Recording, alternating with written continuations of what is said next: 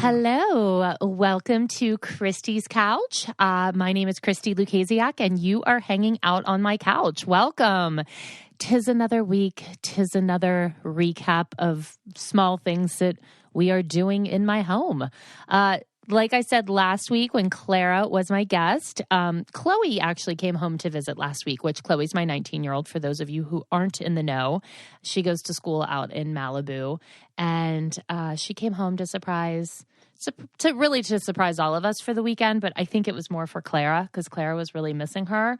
So we just had a really low-key weekend, but it kind of reminded me of the beginning of lockdown last year because Chloe was home and we hiked a lot and did a lot of family dinners. So that's kind of just what we did this week. I mean, we watched Raya and the Dragon, which is the new Disney movie on Disney Plus, and girls loved it. Clara loved it. Chloe's a good sport, I feel like, although I think she did really like it. And I am the worst movie watcher, I'll admit, because I wasn't paying too close of attention. I was like trying to catch up on things on my phone, which sucks and just goes to show that I am not a present parent. And I would chime in with something really obvious or something that they had just mentioned, like 3 seconds after they mentioned it in the movie. So I was definitely getting a lot of feedback from my children that was a little negative that I wasn't paying attention, and I was not. So, yeah. But, I mean, what I did see of it, I really did like. It was great. And what else is happening? Not too much. Mark and I finished the act with Joey King. It was the Gypsy Rose Blanchard story, which... Oh, God, I struggled with this because, first of all, I thought it was too long.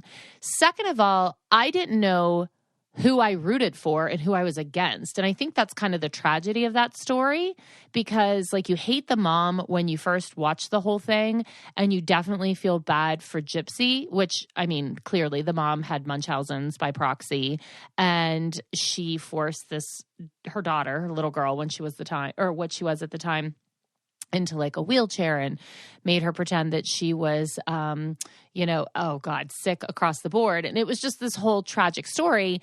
But then Gypsy was trying to be normal, quote unquote, and have a boyfriend. And so she started dating online secretly. And then she started dating this guy, and she basically had him kill the mom.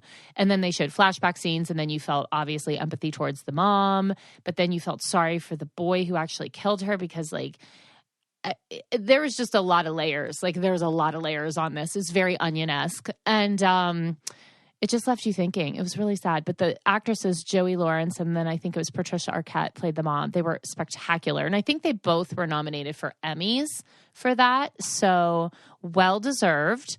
But speaking of Emmys, okay, so one of the things that I did during lockdown was I watched Schitt's Creek, which I had not seen. I'm very ashamed to say. I'm up very late to the Schitt's Creek game, but I watched it during lockdown per recommendation of one of my friends, and obviously fell in love with it as everyone else did in the entire universe who watched it. And Moira spoke to me. She spoke to me in my heart of hearts.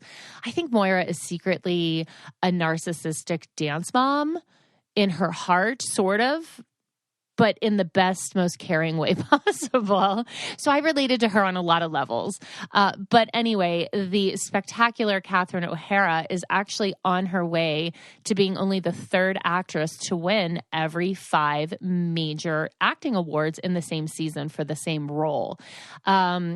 Phoebe, I can't think of her last name, for Fleabag did it, I think 2 years ago, maybe. And maybe it's Phoebe Bridger-Jones, I think that's her name. I did not watch Fleabag. I'm so sorry. So apologies to my UK listeners who, I'm disrespecting one of your great actresses. I don't mean to. I'm just kind of a dumb American.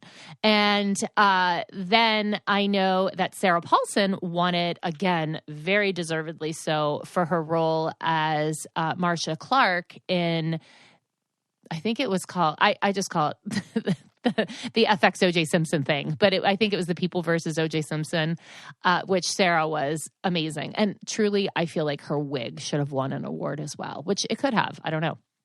So Catherine O'Hara is actually on her way to win. She has one more win to complete that 5 major awards, and then she'll have swept it, which makes her only the third person in history to do, which I love. So if you have not watched Schitt's Creek, absolutely 1000% you need to watch it. And if you have watched it, you know exactly what I'm talking about. And it's just the most charming show. I think my favorite part of it is really the fact that the family are all such these stereotypical characters that you see in every sitcom, but they go so many levels deeper with heart.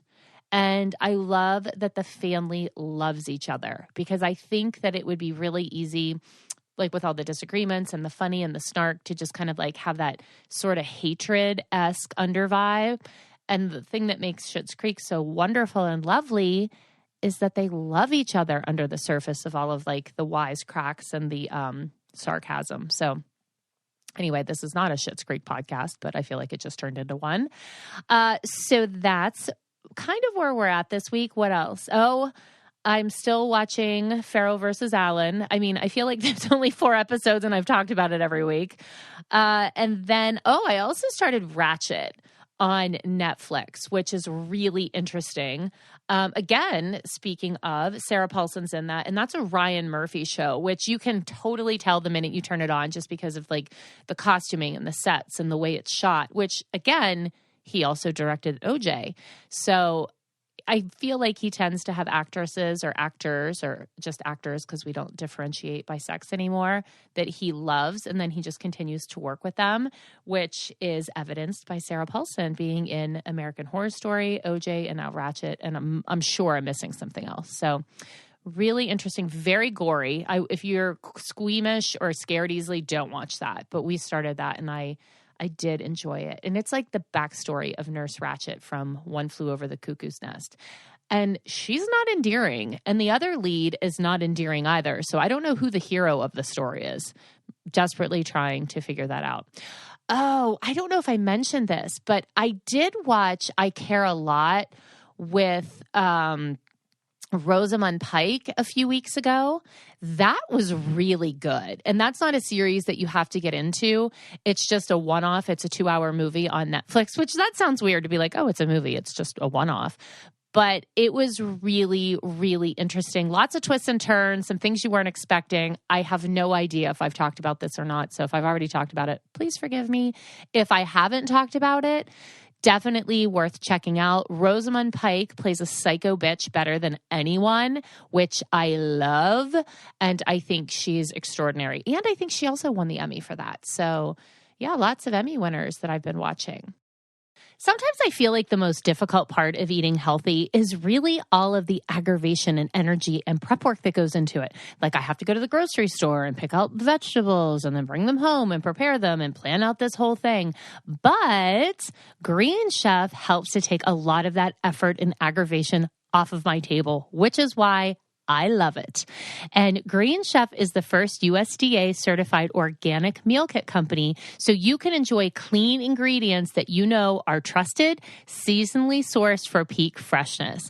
Plus, all of the ingredients come pre-measured, perfectly portioned, and mostly prepped, so you can spend less time stressing, like I hate, and more time enjoying delicious home-cooked meals.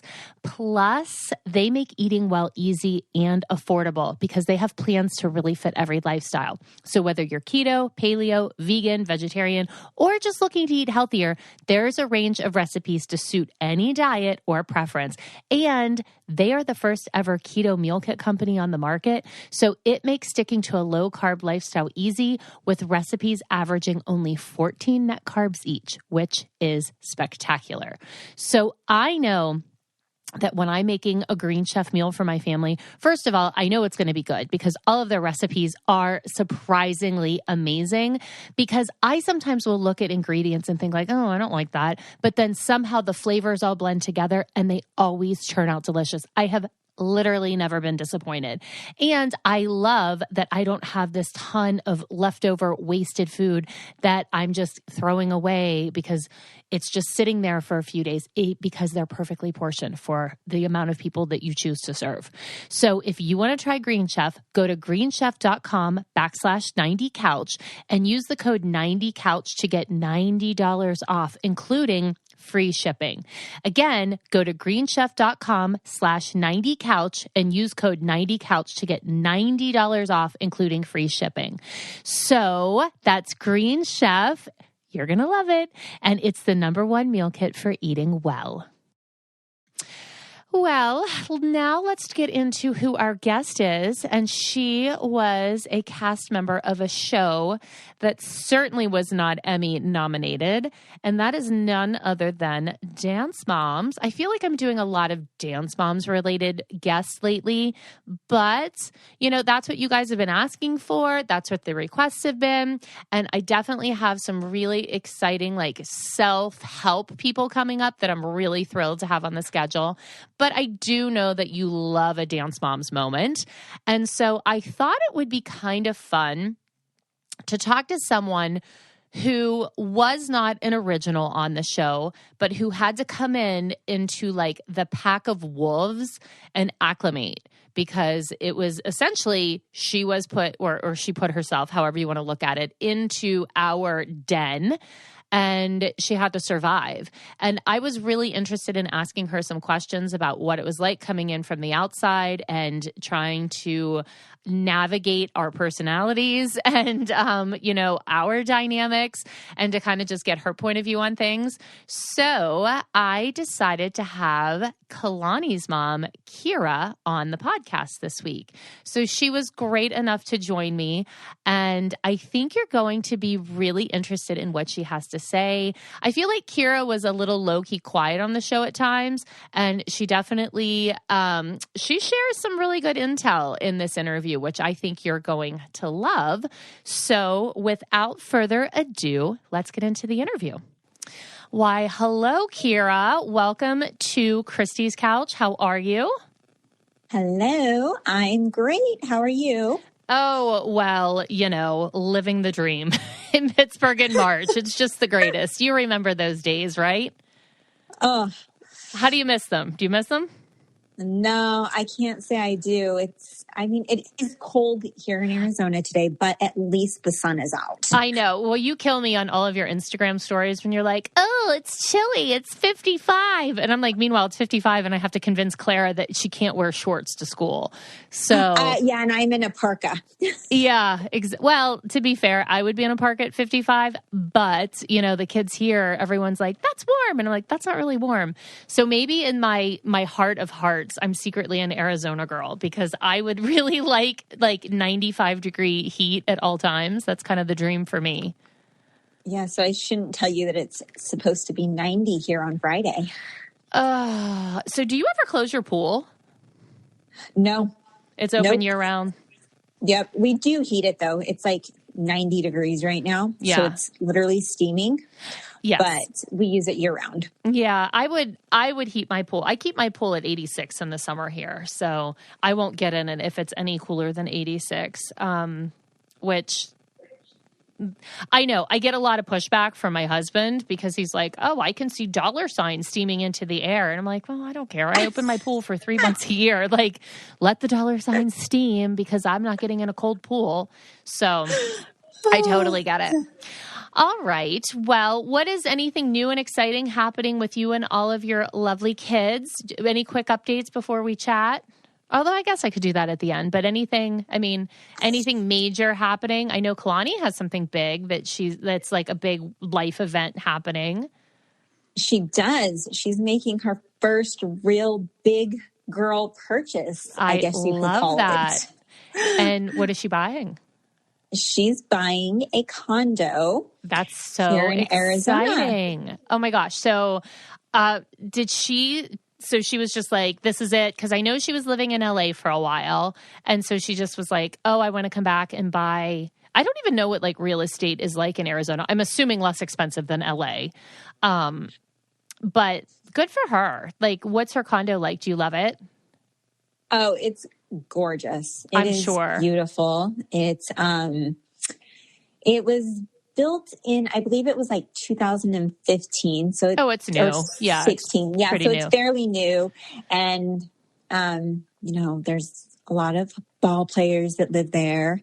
And she has a couple friends who purchased one in there. And so she just, it's So it's like in the heart of Melrose Scottsdale. Place. It's like a little Melrose Place, but condos.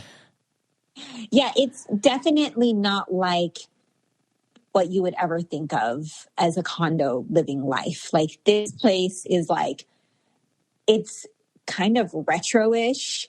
The gym is like 4,000 square feet with like hot pink lights all around it. Oh, that's cute. And it's got, it's very like high-end, chic. Is that how you say chic? Chic. I guess that's the look. Chic.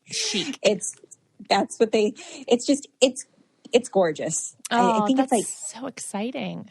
10 stories, and she's on the 6th floor overlooking the mountains. Wow. So how many bedrooms is it? It's 2-bedroom, 2-bath. Oh, I love that. So it's perfect for her. Like it really is perfect. It is. She was looking at houses, and we just basically thought that this would be better for her age and where she's at in her life right now. 1,000%. Like she does not need the upkeep of a house at 20, like that's too much. First of all, could you imagine if Kalani had to be like, oh, my lawn needs mowed? Like that's just not something a 20-year-old wants to think about. Although, it's just, I think condo living is where it's at. My next move will definitely be into a community that somebody else takes care of all of the crap. And my husband would tell you like, well, I take care of the crap now, but where you're not worried about somebody else. I don't know. I don't have to think about it. It's just taken care of. Oh my gosh. I went to my friend's condo, and they live in they have these condos called Optima, and they're like the gorgeous new high rises with the rooftop pools. And I'm like, damn, why do I have so many kids right now? This is where I would want to live. Those were your choices, Kira. Those are your choices. Well, I mean, oh God, Jet's only 5 though. I was going to say like you're rounding the corner, but Jax is 13, Jet's 5. So you've got a minute. Like you definitely have a minute. Well, but he'll be going to school. Okay. So that was my question I was going to start with. So have you been homeschooling both the boys for the last year? Oh my gosh. It's like, I've been thinking about this, and I'm like, what I've learned this year, never say never. Oh, why? Because it's come back and it's biting me in the ass, because of the fact that, obviously through Dance Moms, we had to homeschool the girls. Sure. Yeah. And once we came back, for Kalani at least, I'm sure for Chloe as well, they were just at a state where it made no sense to stick them back into public school. Yeah, that's kind of how I felt. Mid-juniors, I mean, they had 1.5 years left. It just made no sense. They hadn't been in school since 5th grade. And after that 1.5 years, with us not having to like physically leave every 4 weeks to go film, or, we were leaving here and there, but not like when Dance Moms was filming. Yeah. That was so hard. It was so hard just to get them motivated to do their work, then to have to sit there and check their work, then make sure everything was on time and they were doing it all. I mean, just to get them through high school was so stressful, I felt like. Yes, I remember those days. Although I will say I probably wasn't as hands-on as I should have been. And I was just like, oh, she's fine. And then I would find things and I'm like, oh, shit, she needs my attention. Yeah. It was not fun. And I said, I will never, ever do this again. And then here we are. Yep. I was just going to say. Thank you, world. Yep. So Jax has been, it's officially a week. He's just ending his spring break this week.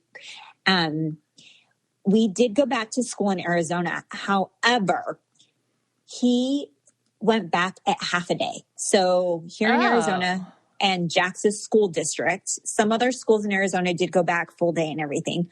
But our school district, went back half a day for, I believe it was grades 6th and up. So I'm like, what is the point of that? I'm dropping you off at 8 and picking you up at 11. Yeah. That's like having another toddler again. I was just going to say, that's half day kindergarten. Like that really is half day kindergarten, which was the worst. P.S. Yeah, I'm not doing that. So I ended up keeping him home, and then we signed a thing saying he would be home for the rest of the year. And he did the online program. So he didn't do the program where there was a program where you can go online and you can still be in your classroom with your original teachers. You just are at home. Well, he didn't do that. He did pure online school. Oh, that's hard. We kind of screwed ourselves again because Jet went back to school in January. He went back to preschool. He's loving it 3 days a week. He's doing great. His preschool's great. And now here we are at the quarter, and they decided that all Arizona schools have to be back in school full time by March 15th in order to get funded, their government funding. So I could put him back in and he could be full day and it'd be all exciting. Although online program decided to split up their classes and do 3 classes each quarter. Oh, so now he can't go back. Nope, he can't. So he's going to be homeschooled all year. Oh, no. You did screw yourself. You really did. Now, Clara's been home, or I shouldn't say been home. Clara's been in school full time since September. Her school went back full time. Like, they are definitely social distanced and all of those things, but she's been back in school, like in class 100% since the beginning of the school year. Now, they've had a few times where they had to go online. And to also be fair, a lot of times the kids had the option if they wanted to do one or the other. And so it was a hybrid model, but we just put her back normal because she's in the gifted program, and she does 7th grade school. Like, she does reading and math with the 7th graders. So she goes to like this little, basically like the gifted teacher's little classroom that no one's in, and she Skypes up to the middle school. So she's not really in like around a lot of kids anyway. And I didn't have to sit and make sure she was logging in. A teacher was doing it. So we're like, yeah, go back full time. And so like I meant, or what I guess I was getting at was there was a couple of times when they had outbreaks in the school that they had to go virtual and be home for a few weeks. But for the most part, she's just been in school. But I get it. It's hard. I think the whole world is like ready for this nonsense to be over. But I think we're coming to the end of it, right? I kind of feel like, yeah, we're almost there. I hope so. I mean, we're pretty open here. Arizona, I feel like, it's been very lenient this whole time. Yeah, I would say. I feel like that's the place that everyone was like, oh, yeah, it's fine. But, I mean, every place was really different. It really was. But yes. Enough about COVID. I think everyone has had their COVID fill. At least that's kind of the impression I get when I talk to people. Everyone's like, I've had enough. But yes. I do think we're kind of like getting to the end of it all. So that'll be great. Well, okay. But that's good that everybody, I hope for your sake, I guess I should say, I hope for your sake that you go back and you have your... It's hard to be a full-time mom teacher. So I hope that you go back and get your sanity back soon, because I know that's a little crazy. Jet's first day back to preschool, he came home and said, see, Mommy, you don't have to be my teacher anymore. Great. Love it. He was so happy about that. And you're like, me too, buddy. Me too. Same. Same. Thank you for that. So now for anybody who's listening that, watch Dance Moms from the get-go, like Jet is the baby that you were pregnant with on the show. So, I think that's interesting because I always had the littlest one in the early days. So I had Clara, she was 1. I did not have to be pregnant on the show. So I can only imagine the anxiety that you went through being pregnant on Dance Moms. Because being pregnant's rough, and Dance Moms is a whole nother level of rough. So how was that? How was that experience? Yeah, I would not recommend it to anyone. Yeah, I would think no. On a reality TV show pregnant. I would say that's a hard no. Yeah. The worst thing ever. And for like ever, I don't think I told anyone until I was like, probably like 4 or 5 months. So you were pretty far along. Because I'm like, it just gives them something else to like fight with you Yes. about, which sounds insane to fight with someone about being pregnant. But look, it's not that insane. We fought about the dumbest stuff. So Maggie, can you please stop? My dog is barking in the background. So annoying. So I wasn't there when you were pregnant, but did they take it easier on you like the other cast, or did they just keep fighting with you regardless? You know what is so funny about that is, okay, so I don't know what's worse, like being pregnant and filming or postpartum. Oh, I would think postpartum, honestly. And, it's funny because I came back and I think Jet was only maybe like 3 months old. He was almost 3 months old, not quite. So he's like 2.5 months old, and, picked up and went to LA with my 2.5-month-old baby by myself and Kalani. And they actually, fast forward a little, they actually filmed an episode here in Arizona, and Jet was a month and a half old. And I told them, it's in Arizona. I'll film with Sure. Yeah. No, they were awful. Like literally awful. The moms or the crew? Oh, all of them. Oh, like God. It was like, we're just going to really drill on her right now. And they're like, you left your child. I'm like, no kidding. I just had a fucking baby. Yeah. And they're like, oh no, but you left your child. And that's the thing that people don't realize. Yeah. Is like the real behind the reality. And I was like, I remember being like so upset at the moms because I'm like, bitch, you did not leave your 2-month-old baby. Yes. Like, well, come right. on. Well, and like, you were giving birth. I'm like, what I really wanted to say, I'll never forget Holly being like, I went to work as a principal. And I'm like, yeah, and I'm sure you took your maternity leave too. Right. Like, right.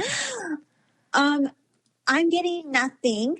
I'm coming back. And by the way, Miss Melissa, you offered to have Kalani with you.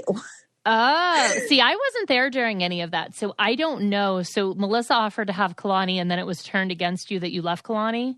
Yes. Yeah. It's exactly what happened. It was like... That sounds familiar. Melissa was like, because Melissa's like the mom. Like, I'll take anyone and everything. Just give me them. I want the kids to be able to be here and to do this and be together and everything.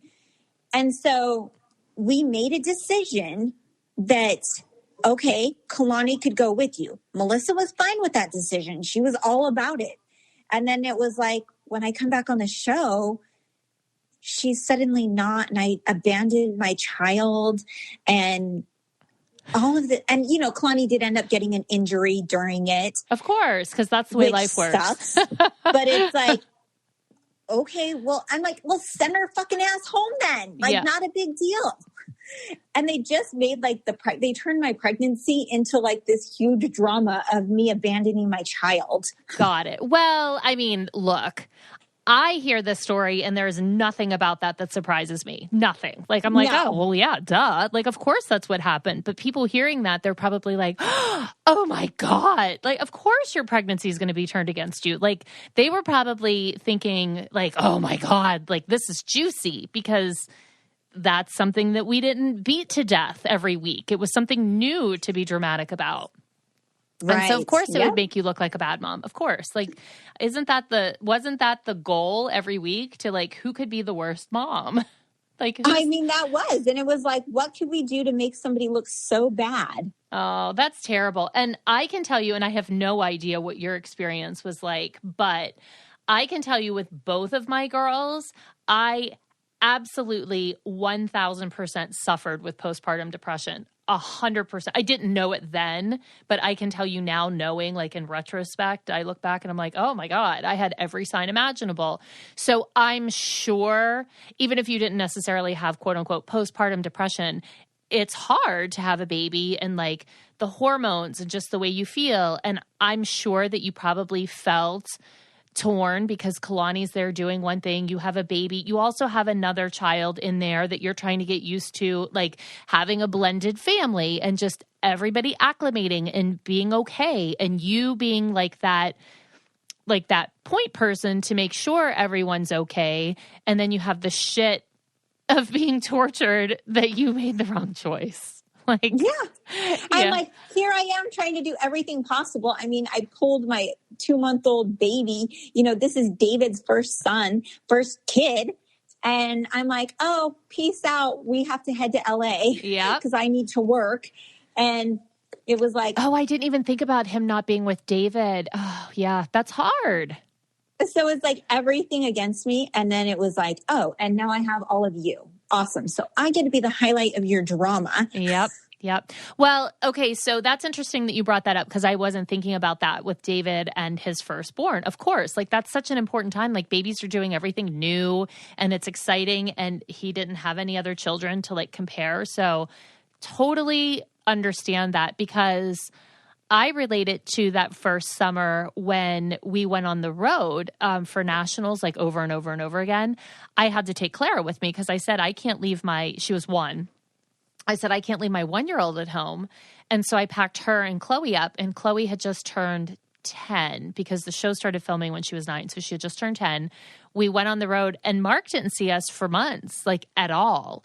And I remember that being a massive strain on our relationship and our marriage. And the day that we filmed the music video episode, I was actually in a huge fight with my husband over the phone, and he had it. Like the show had aired maybe 2 episodes, and I looked like a crazy psychotic, like drunk, and he hadn't seen his children, and Mark is very conservative.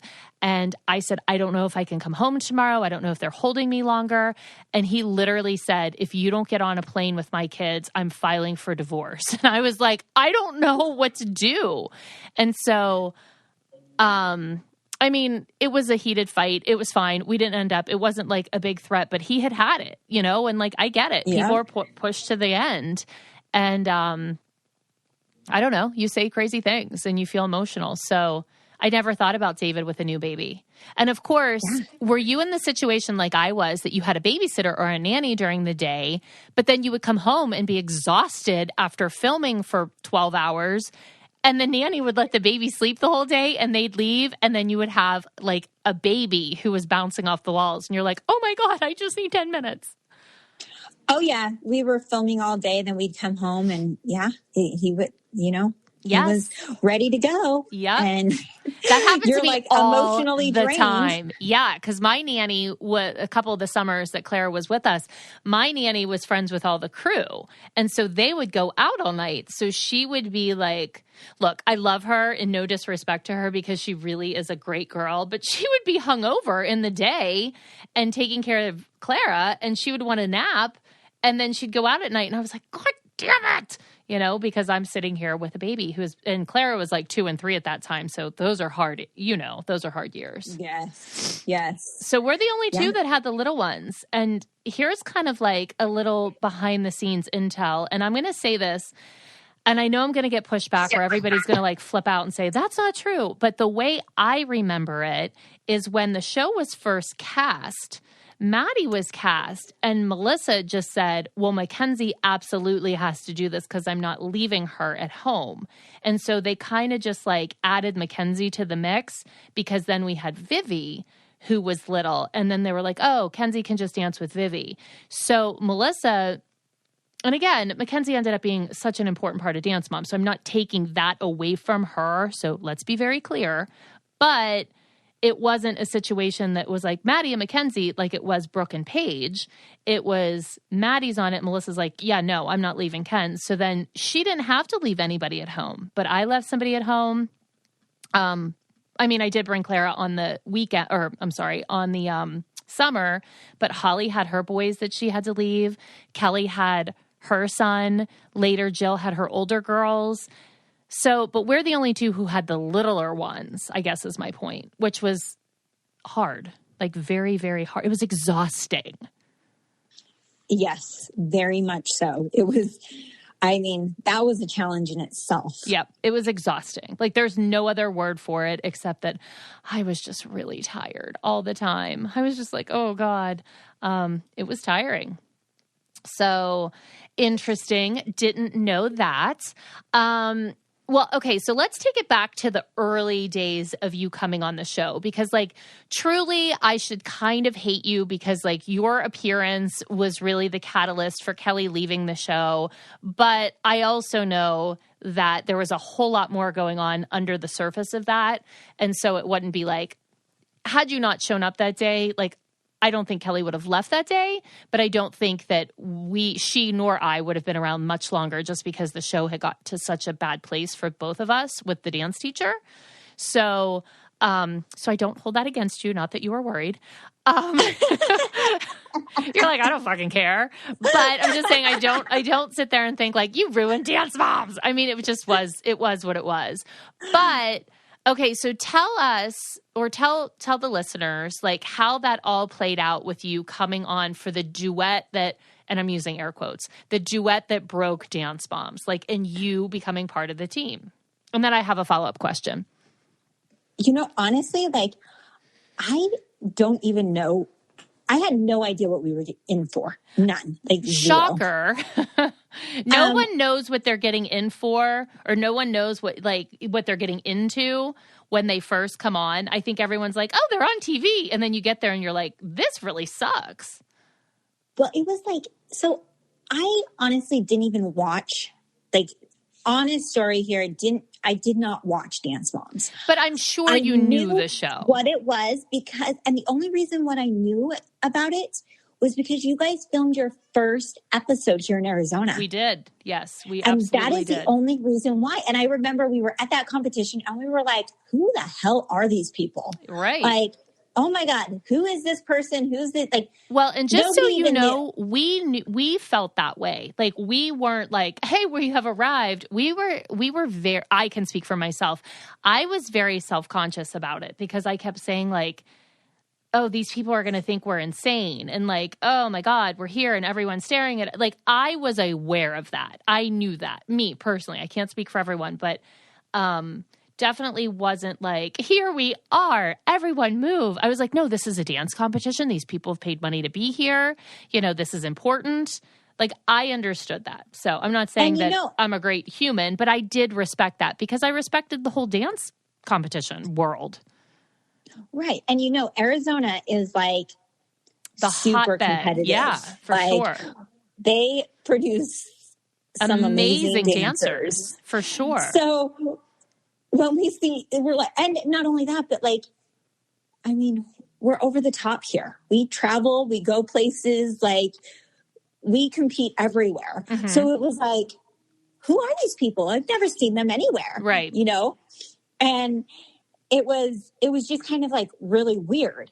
And when I remember getting a phone call from one of the producers and they were like, hey, we saw your kid at some dance competition. I don't even remember. And they're like, would you like to be on Abby's Ultimate Dance Competition? And this was like season 1. Mm-hmm. And I was like, okay, whatever. I'll fill out the paperwork. I filled it out. And then they called and I'm like, yeah, I don't think we want to do this. Mm-hmm. And so we didn't do it. Then season 2 came around of Abby's Ultimate Dance Competition. And they called me again. And they're like, hey, we have a ticket. We go to New York. This is the final thing. We've already done all our interviews. The best of the best is going to New York. And we're going to put you guys in there. And I was like, you know what? We've never been to New York before. It's a free trip to New York. Let's go. Mm-hmm. And so we totally went. Then fast forward, we're on the show. Next thing you know, Abby is like loving Kalani. Sure. Kalani is very, very much a dancer that Abby would love. Like you have to understand like the kind of dancers Abby would love. She loves beautiful legs, beautiful feet. Kalani's a beautiful girl.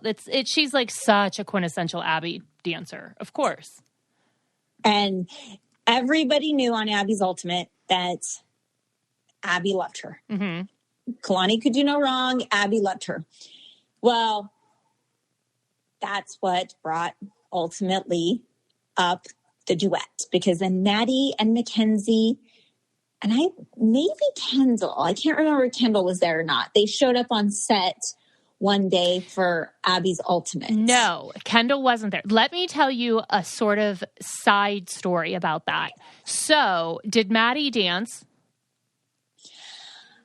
I can't remember if she danced or not. Actually, no, I don't. Okay, so here was kind of like the side story. So the moms at that point, me, Holly, Jill, Kelly, and Melissa, had all agreed that no matter what, we were not doing Abby's Ultimate because we thought at that time it would be exploiting our girls to make that show successful because Dance Moms was successful. Abby's Ultimate wasn't doing that well. And so we collectively, with our attorneys, had agreed that we weren't going to be part of that show. And we were all like, nope, we're not doing it no matter what, blah, blah, blah. Because Chloe and Maddie were actually invited to do Black Swan on Abby's Ultimate. They called me and I dug in and I said, nope, we're not doing it because the moms had made this pact. And actually, I think Kendall did actually end up going.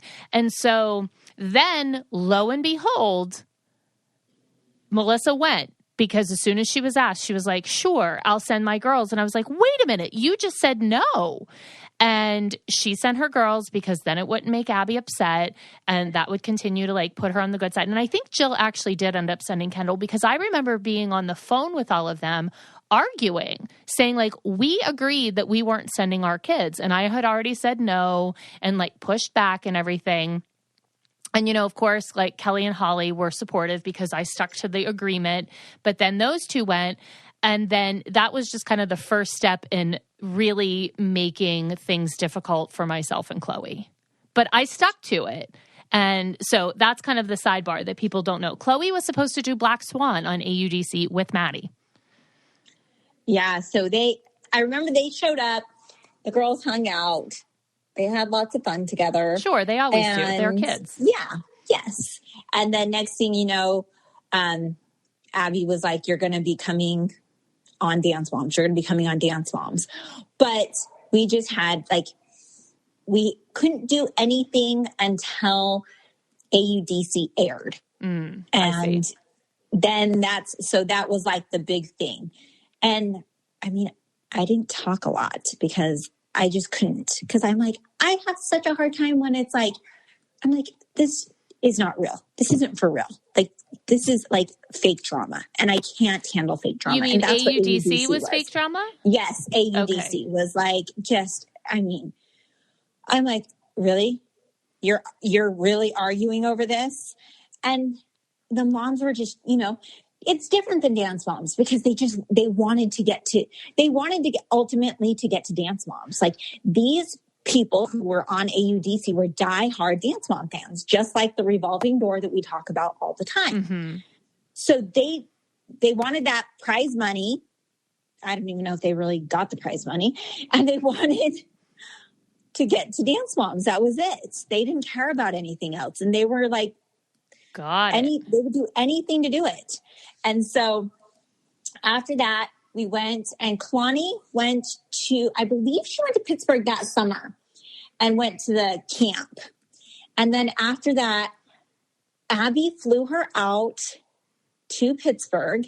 And this is her first time she's ever flown alone. I'll never forget. She went by herself. And the plan was I was meeting her in New York. So she was flying to Pittsburgh. I think she stayed with Melissa. And she was learning this. She did stay with Melissa. Mm-hmm. And she was learning this duet.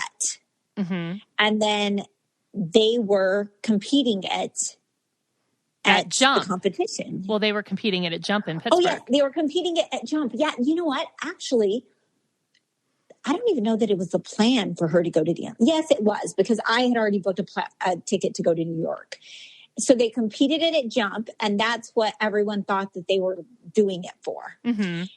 Then they drove through the night, apparently, to New York. Yes. I met them in New York, and nobody knew we were showing up. But I didn't know that. Well, on the way to the competition that morning, we were riding in like the white van that we always traveled everywhere in, that we were transported. And I remember distinctly Melissa saying to us, "You guys are going to hate me today." And I was like, "What? Like, why?" And I just it didn't even register. And she was like, she did say that. And I was like, "Oh God, what's happening?" Yeah, I see. And we got there, and then Kalani came to my room once I was in New York, and then she stayed the night, and then we had to go down to this location. And I had no idea because I was talking to Scott, so he knew I was coming. So that's a producer, just to be clear, for people who don't know who Scott is. Yes, sorry. That's okay. So I was talking to the producer, and he was getting me my times to be there and everything. So I had when I say I had no clue what I was walking into, I had no clue what I was walking into. Well, I was going to ask you that. Okay, so go on. I didn't know, I didn't know the history between Kelly and Abby and you and Abby and Eddie. I didn't know I've never even met anybody except for I went to dinner one time. They had an event here in Arizona, and I went to dinner and met Holly and Jill and Melissa. And then I knew Abby, and that was it. I've never seen anybody else, so I didn't know anything. So for all I knew, everybody knew we were going to be there. I'm talking to a producer. That's I had no idea how this stuff works. Sure. And then that was not the case. We didn't. Right. That was not the case. Okay. So, I mean, everyone knows that was the day of the major Abby Kelly fight, and Kelly left Dance Moms, and then you came on, and you came on and left a few times, I think back and forth. But I guess my question was, coming into that, I would think that it was always interesting, I think, when new moms would come onto the show. And I said this all the frickin' time. I would say, if I were watching this show or I was a new mom coming into this, I would not want to come in to this den of bitches, first of all. And second of all, if I was coming in there, I don't know why everyone picked me to fight with. I would be the last one that I would be like, I want to fight with her. But everyone always wanted to fight with me. I think they probably were told that, honestly, but whatever. But I'm sure it was slightly intimidating to come into a group of us because we were not the easiest. Yes, it was. I think I remember being in so much shock that I don't even I can hardly recall what happened because I was like, oh my God, what is going on? And what did I just walk into? Holy hell, this is crazy. Right. I agree with all of those feelings. And then we went home. And it was Thanksgiving. And then next thing you know, they were like, yep. Oh, pack your bags. You're coming. And I'm like, okay, for how long? And they're like, I don't know how long. I'm like, okay, well, what do I bring? And they're like, just your dance stuff. It was, it was so weird. And honestly, I was like, okay, I do not want to do this. At that time, my 13-year-old was 5. And I'm like, oh, no, he was 6. I think he was 6. And I'm like, I cannot do this. I don't think, and Kalani was crying, and it's just one of those things you're like, okay, I'm the one that already took her there. She thinks this is really cool. Right. Of course. And you know what? Maybe it's just a couple weeks, whatever. So we get there and yeah, it was, really strange because if you've never been around a production or anything, to have it there all the time, it was so weird because it's not what I thought it would be like. Because when you're filming a reality TV show, to me, I always thought it'd be real, your real life, what you're doing. Sure. And yes, it's obviously real, but I'm like, okay, so we only walk into this dance studio and you only film us in this dance studio. It was the weirdest thing to me. I see what you mean. The weirdest thing to me. Yeah, I get what you're saying. I totally do because I remember when the show was first being, when we were first getting ready to film, I remember saying to Chloe, I think the night before, I was like, listen, if there's ever a time that you need to talk to me, because I didn't know if they'd be in my house while we were asleep. I didn't know. You know what I mean? And I remember being like, we have to come up with a code if she has to tell me something. But I mean, it's clearly not like that. But I can remember thinking those things and questioning it. But you're right. It is weird. I just thought like, and I was like, you know, you watch like the Kardashians, everyone was like very into that show. Well, still is.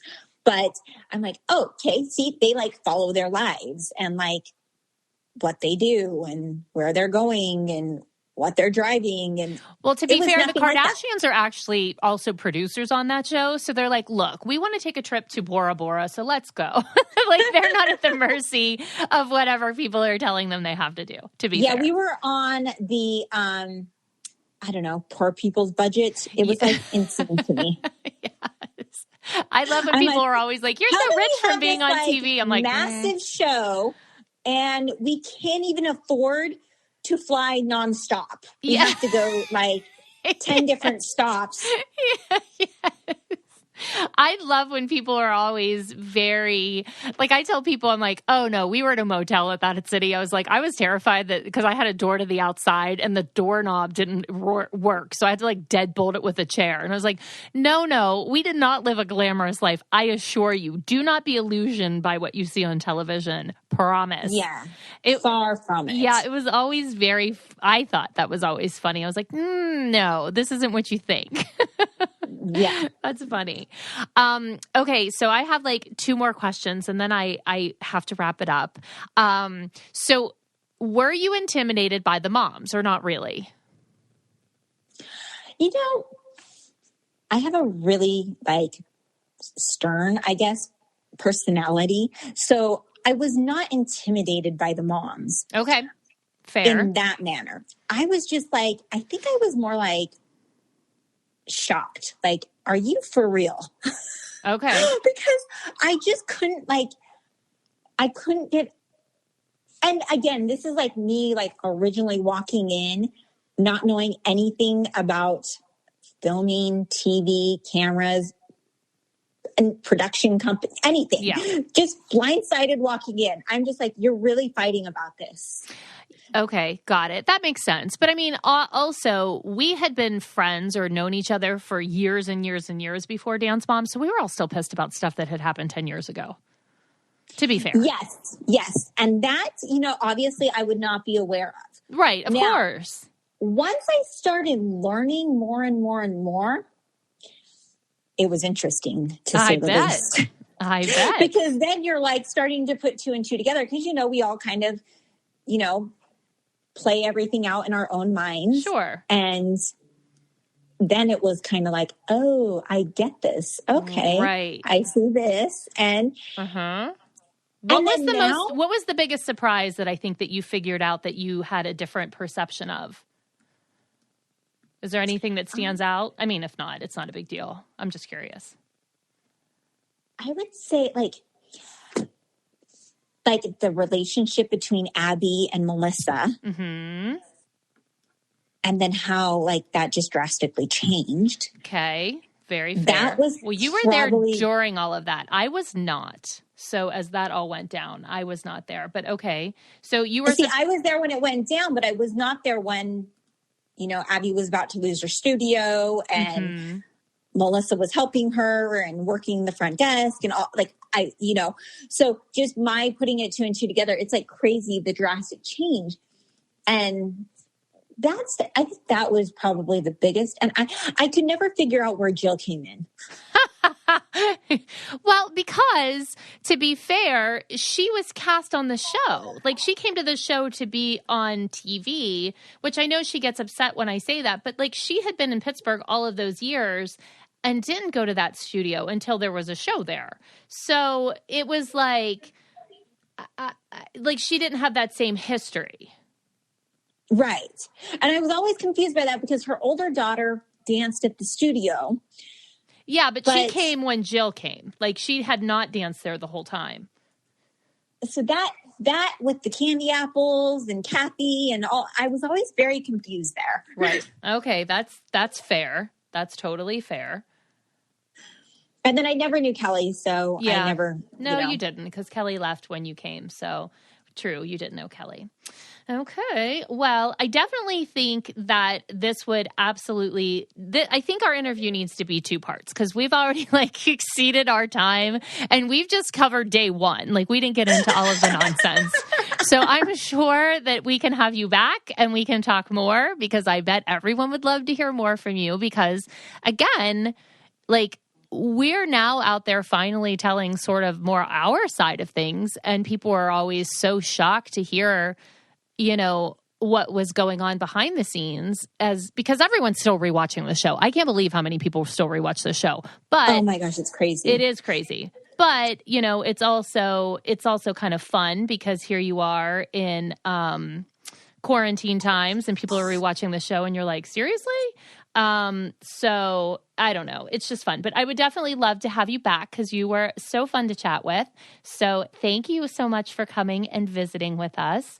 And, where can everyone find you, Kira? My Instagram is Kira Girard. Basically, all my social handles is at Kira Girard. Perfect. Okay. So, and I will put that in the show notes for everyone to find. So follow Kira. You can keep up with her on her life. I mean, do you want to come back and do a second part? Because I think we should. I totally would love to. And right. Thank you so much for having me. You are welcome. All right. Well, enjoy the rest of your day without your kids. I know that David has the kids and Kalani's off doing her thing. So enjoy your mom time at home. I'm so jealous. Thank you. All right. Bye, Kira. Well, that was juicy. Yeah. Okay. Love that conversation. Kira is really fun to talk to. And I love that she kind of just puts it out there, tells it like it is.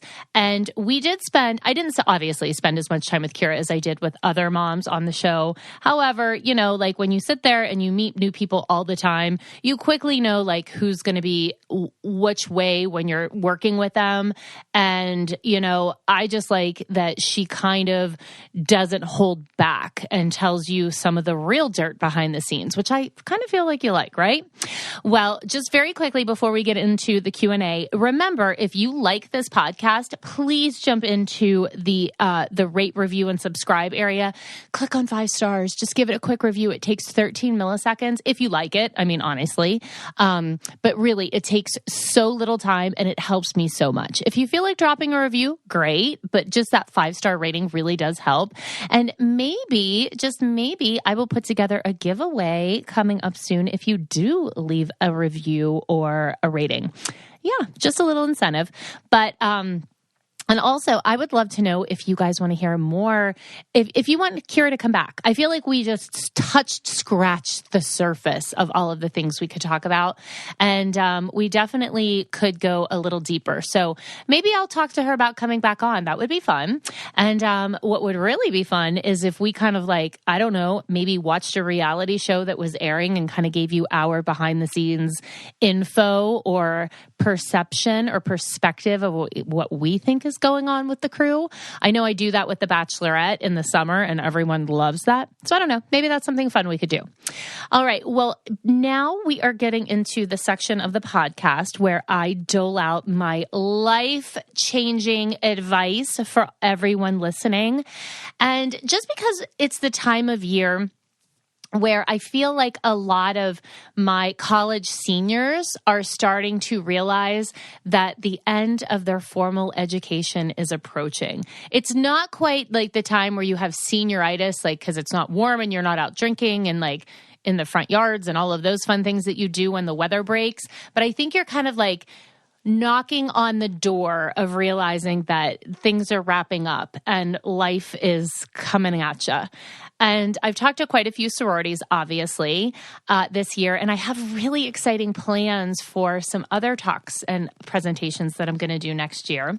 But I think the thing that keeps coming up over and over and over again are these questions of how do I know what's right for me in the future? How do I know that I'm making the right choice? And then you're also faced with things like, do I go to grad school? Do I work? Do I work for a year and then go to grad school? Am I a big fat loser if I move back home with my parents? Should I move to a new city? There are so many big life choices and it can feel overwhelming.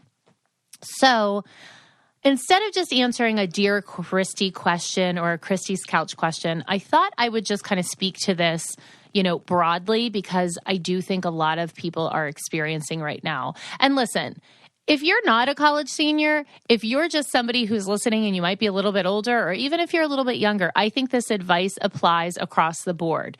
But one thing I have discovered in my life is that, no matter what choice you make, no matter what path you go down, if in 6 months or a year, even 2 years, you realize that you hate what you are doing, it is perfectly okay to change your mind and pivot. Do something different.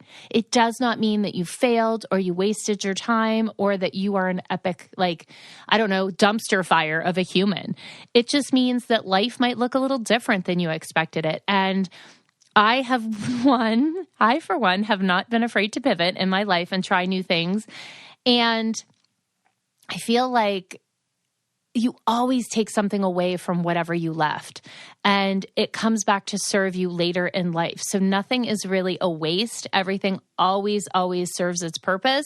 But I also know that it really sucks if you're doing something that you hate 40 years later. So pivoting is fine. Try something new. And the other thing I'm going to say that I think is really important life advice, and this doesn't necessarily need to be career driven, but just in general, if you are, no matter who you are, what you're doing, I think it's so important to always keep something in your life that you're passionate about. I know that Val and I spoke about that a few episodes ago, Val Maya. If you haven't listened to that episode yet, it's really amazing. So I definitely think that you should go back and listen to it. But I also think that just sticking to a passion or doing something in your life that gets you out of bed in the morning that you're excited about, I think that so often will end up being a career path. And I don't think that many people think about that as a career path, but I can't tell you how many people I know that have ended up doing or making a career out of something they're just passionate about. So don't forget to pursue your passion, truly. And then work becomes play, for sure. So a couple other things I want to mention. I am reading a new book that I love. It's called The Four Winds by Christy and Hannah.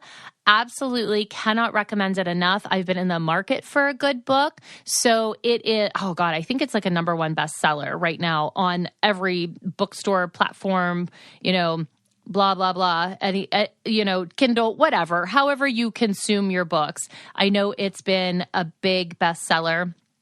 And I just started it, so I don't want to give away too much, but I can give you kind of a brief idea of it. And like I said, I've been in the market for a great new book, and this is really fitting the bill. Okay, so the book is set in I think it's the 1930s, and it's set in the Great Plains, and it's during a major drought, and there's dust storms rolling in, and Elsa, the main character, she had married a man years ago because she was considered an old spinster and got married to the first person who paid her any mind. And he was like a virtual stranger. And then she moved to the Great Plains and she has children and her marriage is a mess, but she loves the land. And now she's faced with the challenge of if she wants to stay there and fight for the land or go west to California. And even though it is set, years ago, there's a lot of underlying messages that are still very relevant today. So really good book. I highly recommend grabbing it. It's beautifully written. And again, that's The Four Winds by Kristen. Oh, let me think. What's her name again? Christy and Hannah. That's right. So The Four Winds by Christy and Hannah. Definitely check it out. And I'll link it in the show notes for you so you can grab a copy if you want. I'll give you a few options if you like, a hardback or a digital or what have you. So that's pretty much it for me this week. I hope that you have a spectacular week and I will see you back next week. And again, how many times can I say the word week? All right. Don't do anything that I wouldn't do. Bye. If you want to be the most interesting person at the cocktail party, well, hop on over and listen to the Brain Candy podcast. Our award-winning content will have you laughing while you're learning. We read all the best articles, books, and studies and keep up with new TV shows, documentaries, and pop culture. And then we cram it all into 2 shows a week. Conspiracy theories, cannibal rabbits, unsolved mysteries, the history of the Walkman. There's something for everyone. The Brain Candy podcast. Find our link in the show notes. Or simply search for the Brain Candy podcast on your podcast app.